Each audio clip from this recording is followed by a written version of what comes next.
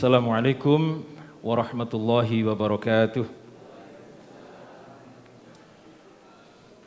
Bismillah, alhamdulillah, wassalatu wassalamu ala rasulillah, la hawla wa la quwata illa billah, amma ba'd.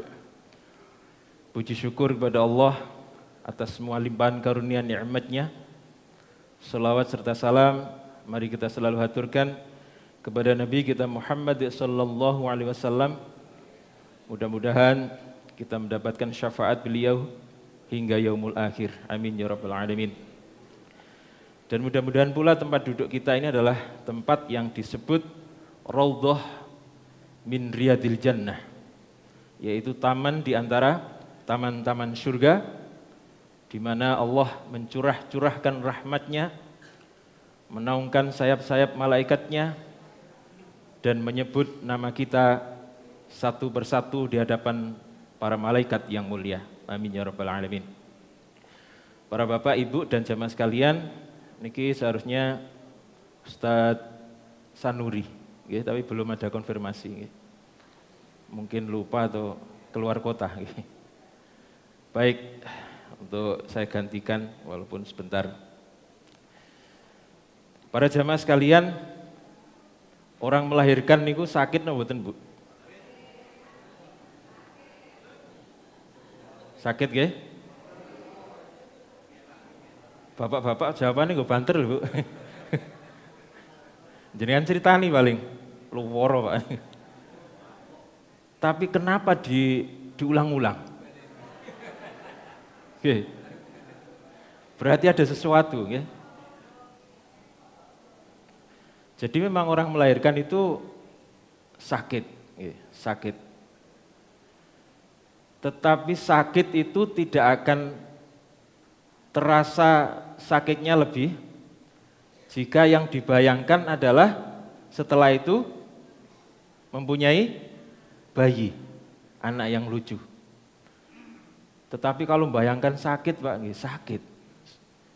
Sunat kan sing melayu kok, Pak. Loro putih, Pak, kira-kira sunat melahirkan.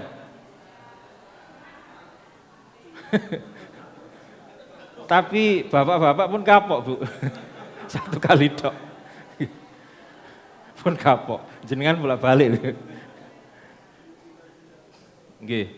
Jadi secara logika memang melahirkan lebih sakit daripada sunat. Tetapi ada sesuatu.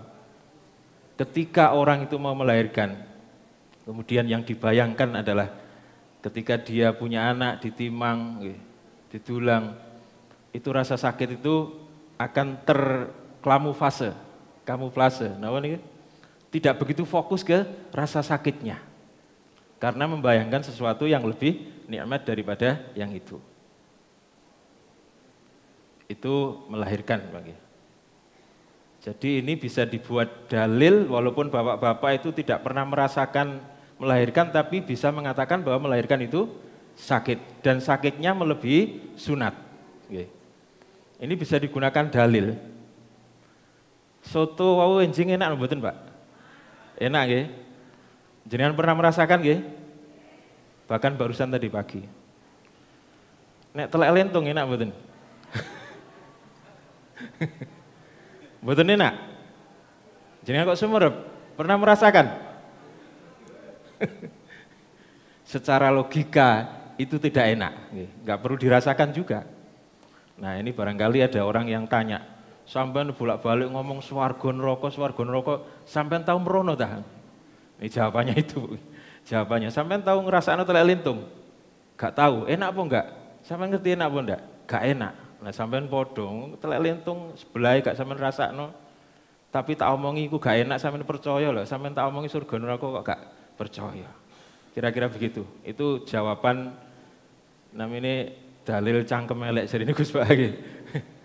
Kira-kira begitu. Bapak dan Ibu sekalian, kalau puasa niku berat nomor ringan? Berat nggih? Ada yang mengatakan ringan, angkat tangan? Berat, Pak nggih? Berat, Bu nggih? Iya, nggih. Jadi memang puasa itu berat. Jawabannya puasa itu adalah berat. Sehingga perlu diiming-imingi banyak sekali iming-imingan ini. Iming-iming niku napa nggih? Bahasa Indonesia nggih iming-iming niku. Jadi iming-iming itu napa iming-iming? Nggih, pokoknya dijanjikan nggih, janjikan. Janjikan sesuatu. Iming-imingnya banyak. Napa pertama? Dalam kelambi anyar. Iku lah anak sampean, Pak. Jenengan maksudnya. Maksud jenengan dimiming kelambi anyar, Pak. Napa? Surga di napa no? Dibuka.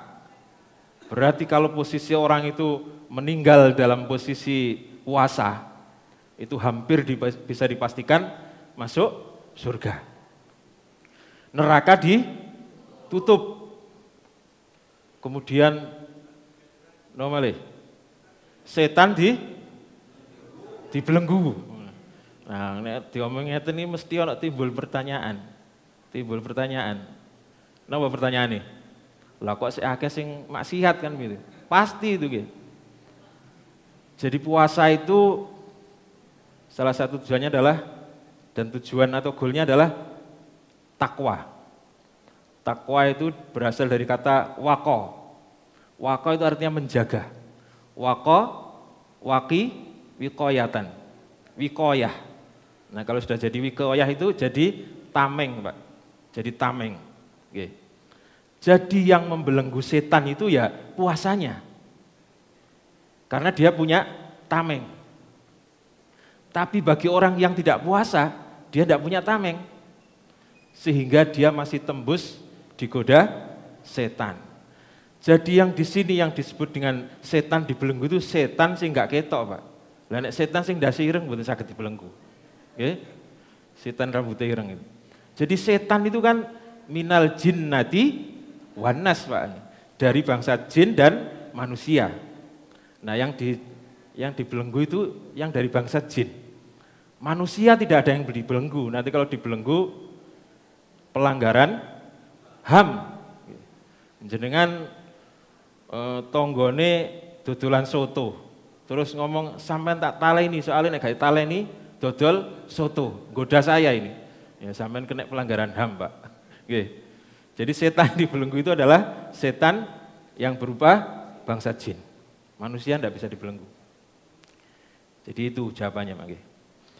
Jadi sekali lagi puasa itu berat. Sehingga supaya orang itu tidak fokus pada keberatan puasa itu diiming-imingi. Amalnya akan dilipat gandakan. Sehingga ini menjadi motivasi akhirnya orang itu tidak fokus pada haus dan lapar. Tetapi fokus pada mari ngene aku oleh pahala besar. Bahkan ada salah satu malam yang disebut dengan Lailatul Qadar. Apa maneh oleh Lailatul Qadar. Masya Allah. Nah dengan iming-iming itulah kemudian puasa ini menjadi ya tidak ringan juga. Menjadi tidak fokus pada berat itu sehingga tidak terasa beratnya.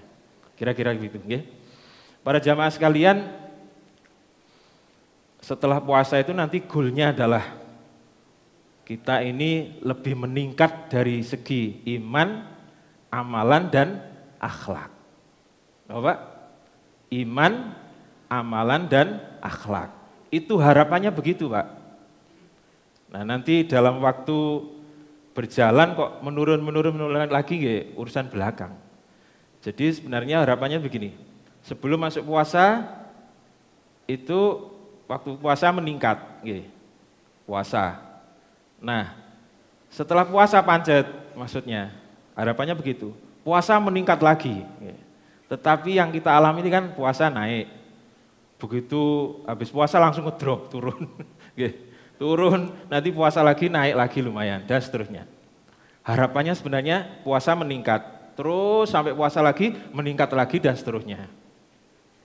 Jadi imannya harus lebih baik, lebih kuat, amalannya juga lebih kuat, dan akhlaknya juga lebih bagus. Para jamaah sekalian, Kalau ada pohon yang menjulang tinggi, tetapi tidak berbuah, apa yang kita lakukan? Ketok mawon, tebang. Lumayan kayunya digawe kayu bakar atau apa gitu ya.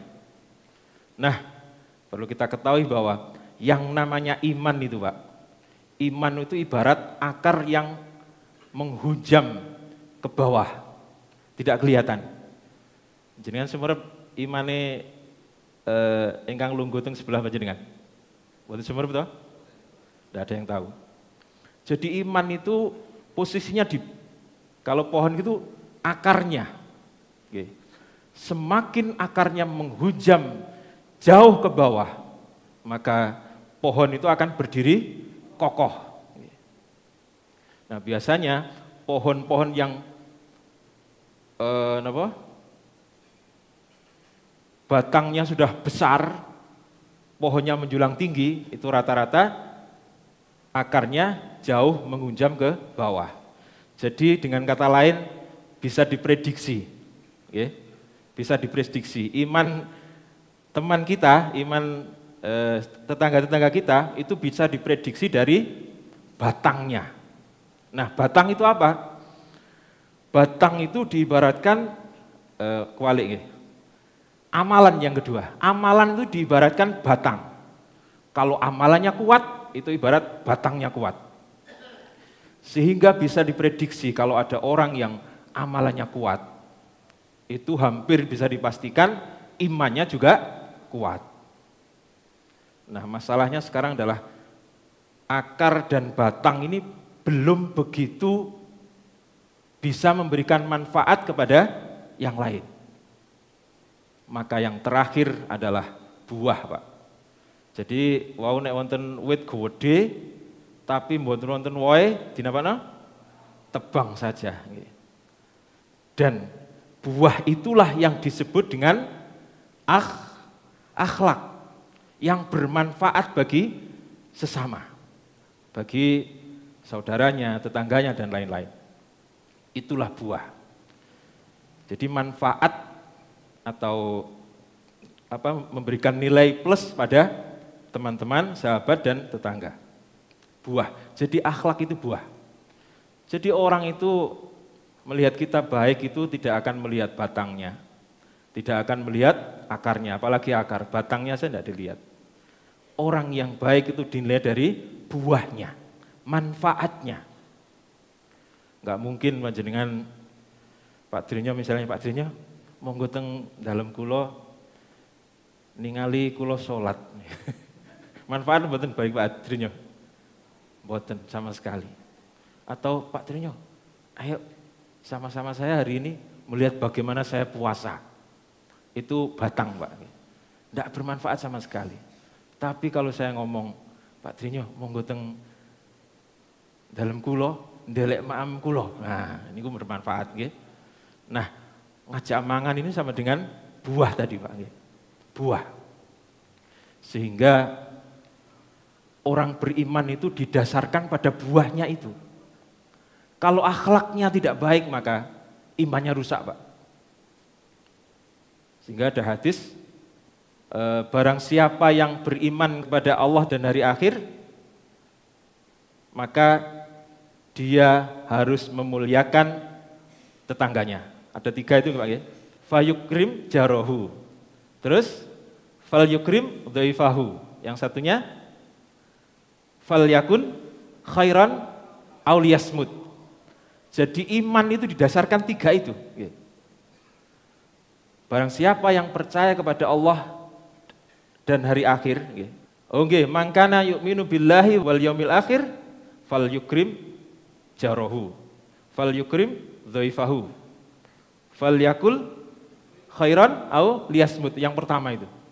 Jadi dengan kata lain, orang yang beriman itu syarat minimal adalah al-muslimun man salima muslimun bil lisanihi wa bil yadihi. Orang yang disebut dengan beriman itu adalah orang yang bisa menyelamatkan saudaranya sesama muslim dari kejahatan lisannya dan dari kejahatan tangannya. Lisannya tidak menyakiti. Tangannya apalagi? Tangannya apalagi? Tangannya gepukan tonggo misalnya. Itu bukan orang yang beriman. Terus ngomongnya rodok nyelekit. Pokoknya wong mau mendekat itu ojo rono, kok diomongi. Itu berarti kata-katanya itu sering menyakitkan orang. Nah, orang-orang yang begini itu imannya rusak atau belum sempurna. Ya. Jadi iman ternyata disandarkan pada lisan dan tangan. Minimal itu Pak, minimal. Ya, minimal. Jadi bisa dibayangkan Pak, kalau imannya tidak ada. Bisa jadi orang yang kelihatannya pohonnya ini, batang pohonnya ini kekar, ternyata di akhir hidupnya justru dia tidak beriman. Sebab Allah bisa saja orang yang model gini tidak pantas ini dimasukkan ke surga. Kemudian di akhir-akhir hayatnya ternyata dia tidak wafat dalam keadaan muslim. Tetapi bisa jadi orang yang kelihatannya batangnya itu krempeng, batangnya krempeng, tetapi tetangganya, temannya tidak pernah tersakiti oleh mulutnya atau tangannya, bisa jadi kemudian Allah mengatakan orang yang seperti ini itu pantas mendapatkan hidayah. Jadi walaupun non muslim, kalau orangnya baik itu pantas kita doakan semoga menjadi orang muslim. Jadi doa kita kepada non muslim itu boleh sebelum dia meninggal. Kalau dia sudah meninggal kemudian kita mendoakan supaya diampuni, itu yang tidak boleh. Misalnya tetangga kita non muslim buka toko, kita boleh mendoakan Pak. Datang mendoakan semoga tokonya lancar, laris dan seterusnya. Itu boleh. Dalilnya mana? Kisah Nabi Pak.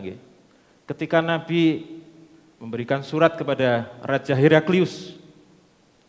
Heraklius tidak mau masuk Islam. Tetapi dia mengirimkan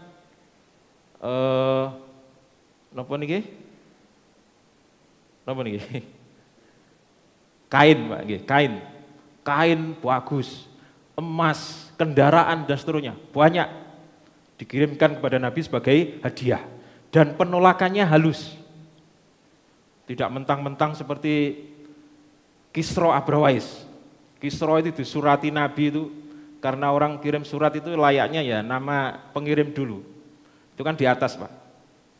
Begitu mendengar ada kata-kata atau nama orang disebut sebelum dia, nama dia, itu sudah marah. Budak rendahan mana yang berani menyebut namanya dulu sebelum namaku. Masya Allah. Suratnya terus disobek-sobek. Sehingga Nabi kemudian mengatakan, Mazzakallahu mulkahu kama mazzakka risalati. Semoga Allah mencerai-beraikan kerajaannya seperti dia merobek-robek suratku. Dan setelah itu Persia habis di masa zaman Sayyidina Umar bin Khattab. Masya Allah. Tetapi bagi sinten mau sing pertama? Heraklius, karena dia berlaku sopan, bahkan kalimat-kalimatnya itu luar biasa. Kalimat terakhir begini Pak, andaikan bukan karena kerajaanku ini, andaikan bukan karena kekuasaanku ini, maka tentu saya akan segera lari menuju ke orang yang bernama Muhammad dan akan aku basuh kakinya. Masya Allah. Ini pengakuan Heraklius. Dan saya yakin bahwa bumi tempat kakiku berpijak ini suatu saat nanti akan dikuasai oleh dia. Dan sekarang Sam yang disebut dengan Palestina, walaupun sekarang masih konflik Pak, Lebanon, terus napa malih? Syria, satunya lagi napa? Niku yang wilayah Sam. Lebanon, Syria, Palestina, satunya napa? Yordania, nggih. Itu dulu namanya Sam. Itu sekarang menjadi negara muslim, walaupun di sana masih konflik sekarang. Nah, bagaimana sikap Nabi kepada Heraklius tadi? Nabi mengatakan, Adamallahu mulkahu, kata Nabi. Semoga Allah melanggengkan kekuasaannya. Maka Romawi itu Pak, baru ditaklukkan Islam itu 800 tahun setelah Nabi. Di zamannya Sultan Muhammad Al-Fatih. Masya Allah. Jadi ini para sejarawan mengatakan bahwa 800 tahun itu cukup untuk membuktikan doa Nabi. Nabi mengatakan semoga Allah melanggengkan kekuasaannya. 800 tahun Pak, baru takluk yang namanya Syam, 4 negara nih Pak. Masya Allah, ini berarti kita boleh mendoakan orang yang non-Islam. Para bapak dan ibu sekalian, saya kira demikian apa yang bisa saya sampaikan. Mudah-mudahan manfaat. Kurang lebihnya mohon maaf. Wassalamualaikum warahmatullahi wabarakatuh.